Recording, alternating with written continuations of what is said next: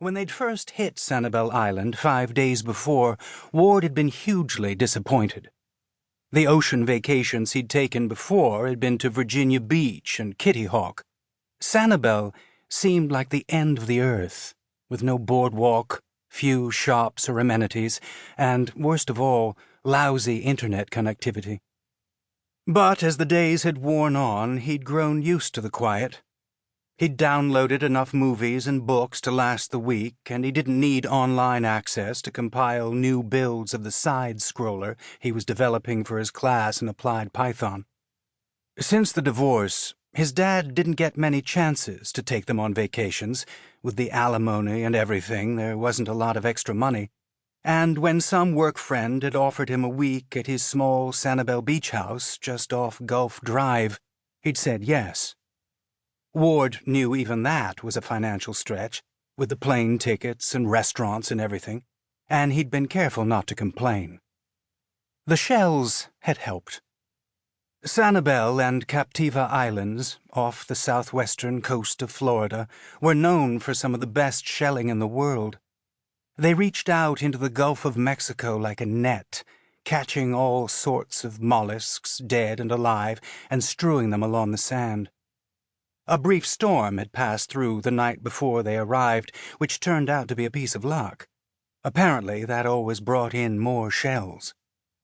Their first day on the beach had revealed an almost unbelievable treasure trove of unusual and beautiful specimens, not the crab pincers, broken scallop shells, and other crap you found on the Outer Banks, and shelling fever had claimed both him and his sister, Amanda in particular.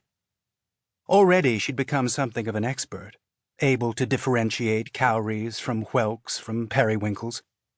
Ward's own fascination had cooled after a few days, and his eye had grown much more discerning.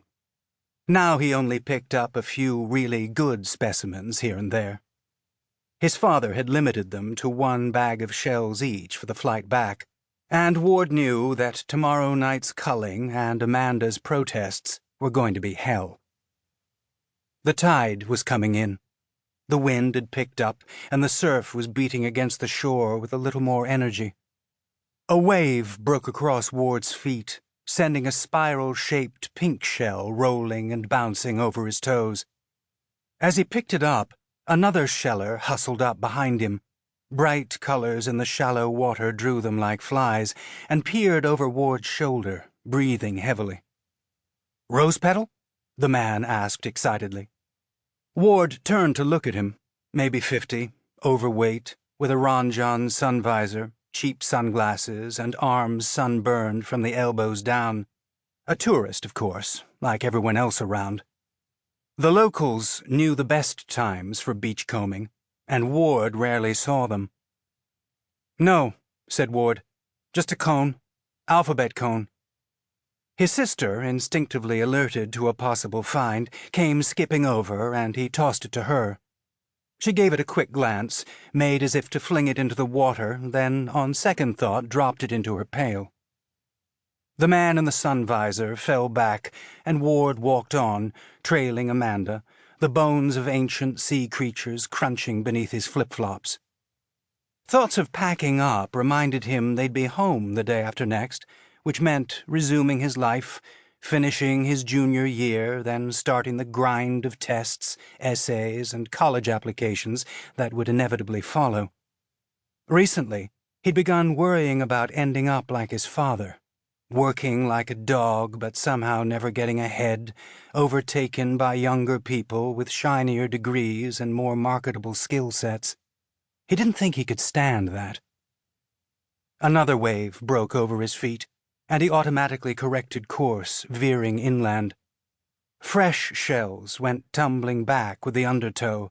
An auger, a conch, another auger, yet another. He had already collected enough damn augers to last a lifetime. Another wave, heavier still, and he looked out to sea. The water was definitely getting rougher. That was probably a good thing. Tomorrow was their last full day, and maybe they'd get another storm that would bring in a bonanza like when they'd first arrived. Just then, his eye caught a flash of green directly ahead.